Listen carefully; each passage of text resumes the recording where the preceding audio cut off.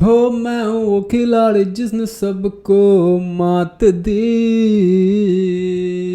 हाँ मेरे इशारों पे चले हैं वक्त भी।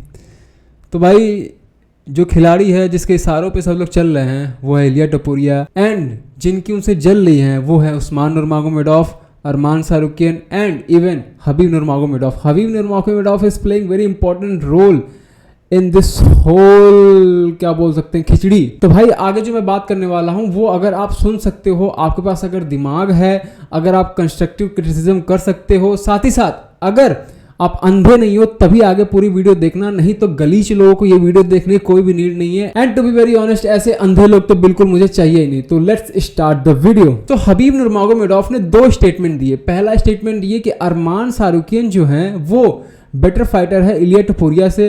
दूसरा स्टेटमेंट ये है उनका कि भाई जो उस्मान नूरमागोमेडोव है जो बेलाटोर में है वो ज़्यादा अच्छे फाइटर हैं in comparison to Iliya Topuria. तो भाई सबसे पहले हम हबीब नूरमागोमेडोव की इन दोनों स्टेटमेंट्स के बारे में बात कर लेते हैं, फिर हम हबीब नूरमागोमेडोव के बारे में बात करेंगे कि भाई वो ऐसी बातें क्यों कर रहे हैं, इतने गोट लेवल के होके ऐसी बातें क्यों कर रहा है भाई तू, ओ माय गॉड।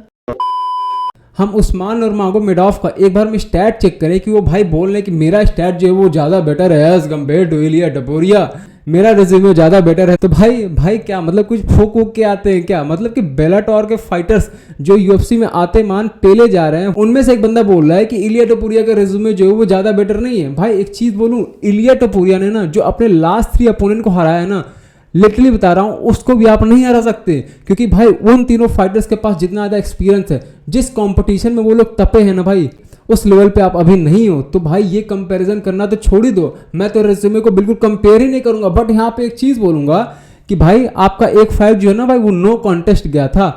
इसके पीछे का रीज़न क्या था मालूम है ना, कि भाई आपने प्रोहिबिटेड ड्रग्स का यूज किया था जिसकी वजह से आपको 6 महीने के लिए बैन किया गया था। एंड यहाँ पे इनको नूरमागोमेडोव होने का प्रिविलेज मिला था कि भाई 6 महीने के लिए बैन होने के बाद भी इनसे इनका टाइटल स्ट्रिप नहीं किया गया था, यानी कि भाई ये तो एक प्रिविलेज है। साथ ही साथ अगर तुम लोगों को पता हो या ना हो, बट इस्लाम मखाची खुद ड्रग टेस्ट में पॉजिटिव आए हैं। एंड भाई जहां दूसरी तरफ निक डियाज जैसे फाइटर जो गांजा फूकने के चक्कर में, गांजा की वजह से भाई ड्रग टेस्ट में भी पॉजिटिव नहीं आते, गांजा की वजह से भाई वो पूरे उनका यूएफसी कैरियर खत्म हो जाता है। वहां पे दूसरी तरफ ये फाइटर्स हैं, इनको पूरा प्रिविलेज मिल रहा है। तो भाई बायसनेस की बात तो एकदम छोड़ ही दो कि भाई स्पोर्ट्स जो है या फिर इस दुनिया में जस्टिस या फिर किसी के साथ गलत नहीं होता, ये सब बातें तो छोड़ ही दो बिल्कुल। एंड इलिया टपोरिया से अगर एक बार आपका रिज्यूमे कंपेयर भी कर लिया जाए ना, तो भाई 17 फाइट में से ना उसने 15 फाइट जो है ना वो भाई फिनिश की है। और अगर मैं आपकी बात करूं तो आपने 19 फाइट की है यूएफसी के अंदर, नहीं जो सबसे टॉप टियर आता है समझ गए, उसमें नहीं, आपने बेलाटोर पीएफएल इन सब में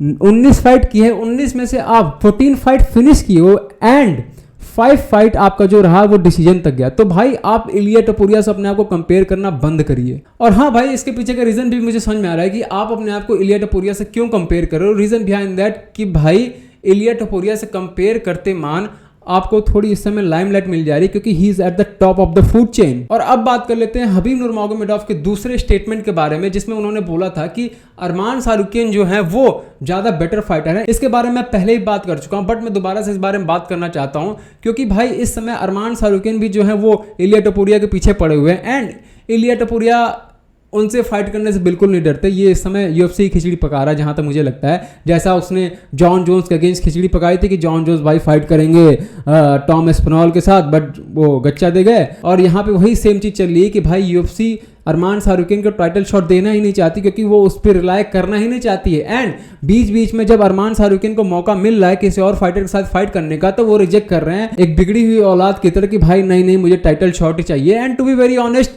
वो डिजर्व भी करते हैं, बट उन्होंने जो पीछे कांड किया जिसकी वजह से यूएफसी को करोड़ों का नुकसान हुआ है भाई, वो कोई मामूली बात थोड़े ना, वो भी समझना पड़ेगा। बट अगर यहाँ पे हम केवल हबीब के स्टेटमेंट के बारे में बात करें तो भाई देखो, तो क्या कभी अरमान सारुकियन ने इस लेवल के पंचर के साथ फाइट किया है?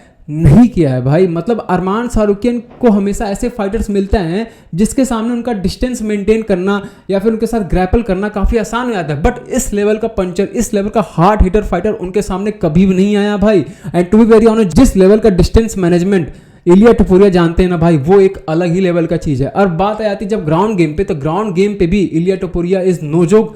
भले ही अरमान सारुकिन बहुत ही अच्छे हों, बट इलिया टपोरिया का भाई बेसिक ग्राउंड गेम है। तो भाई इलिया टपोरिया जो है वो बचपन से रेसलिंग करते हुए आ रहे हैं। वो भाई ग्रेको रोमन रेसलिंग स्टाइल में महारत हासिल कर चुके हैं, एंड अब तो वो फ्री स्टाइल रेसलिंग में भी एक तरीके से महारत हासिल करते जा रहे हैं। तो भाई he is no joke. But भाई पता नहीं क्यों लोगों को ऐसा लगता है कि इलिया टपोरिया जो है वो ग्राउंड गेम में बहुत ही खराब है, क्योंकि भाई जब से वो नॉकआउट करना स्टार्ट किए ना, मुझे ऐसा लगता है कि लोग भूल गए कि वो किस लेवल का ग्राउंड गेम में एक्सपर्ट फाइटर है। और अब बात कर लेते हैं अपने हबीब नूरमगोमेडोव की। टू बी वेरी ऑनेस्ट, देखो उस्मान के साथ तो मैं समझ सकता हूँ, क्योंकि भाई वो दिल का रिश्ता है। वहाँ पे वो एक तरीके से उस्मान नूरमगोमेडोव को प्रमोट करने की कोशिश भी कर रहे थे कि भाई चलो उस्मान नूरमगोमेडोव के लिए एक रास्ता बनाया जाए यूएफसी में, एंड उनकी एक हाइप क्रिएट की जाए। बट जब अरमान सारुकिन की बात आती है, वहां पे जब उनका वो साइड लेते हैं ना, तो यहाँ पे मुझे एक कहावत याद आ जाती है कि भाई दुश्मन का दुश्मन ना दोस्त होता है। तो भाई यहाँ पे हबीब नूरमगोमेडोव का फाइटिंग कंपटीशन में इस समय दुश्मन कौन है? इलिया टपोरिया। और दुश्मन का दुश्मन, इलिया टपोरिया का दुश्मन कौन है? अरमान सारुकिन। तो भाई वो इनडायरेक्टली सपोर्ट दिखा रहे हैं, जिससे लोगों को पता चले कि भाई मतलब कि अरमान सारुकिन बेस्ट है, और एक तरीके का थोड़ा हाइप क्रिएट करे, एंड थोड़ा बहुत दिमाग में खेले इलिया टपोरिया का। But Ilia Topuria doesn't give a fuck. उनको तो भाई कॉर्नर मैग्रेगर बनने से फुर्सत ही नहीं है। वो भाई इस समय क्रॉफोर्ड से फाइट करने के पीछे पड़े हुए हैं। वो तो भाई इस समय एकदम यूएफसी के किसी फाइटर के बारे में कुछ बात ही नहीं कर रहा बंदा है। और भाई उस्मान नूरमगोमेडोव इस समय बेलाटोर में है, एंड हबीब नूरमगोमेडोव ने एक बार बोला था बेलाटोर के बारे में कि भाई ऐसे मतलब बेलाटोर कोई कंपटीशन फाइटिंग थोड़े नहीं, ऐसा उन्होंने कुछ बोला था। तो भाई जब आपके भाई खुद ही ऐसी चीज़ें बोल रहे हैं, तो भाई मैं उस चीज़ को क्यों सीरियस लूँ? क्योंकि मैं हबीब नूरमगोमेडोव के ओपिनियंस की बहुत ही इज्जत करता हूँ एज अ फाइटर, बट उनकी बायसनेस को मैं कभी भी इग्नोर नहीं करता। और बाकी तुम लोगों का क्या ओपिनियन है कमेंट बॉक्स में छोड़ते आना। तब तक के लिए मिलते हैं नेक्स्ट वीडियो में, बाय। और भाई अपने भाई को सपोर्ट करो, सब्सक्राइब करो, फॉलो करो, क्योंकि भाई तुम लोग एक सब्सक्राइब से तुम लोग का तो कुछ नहीं आता, बट तुम्हारे भाई को एक नेक्स्ट लेवल का मोटिवेशन मिलता है और भी तगड़े और सेक्सी वीडियो बनाने का।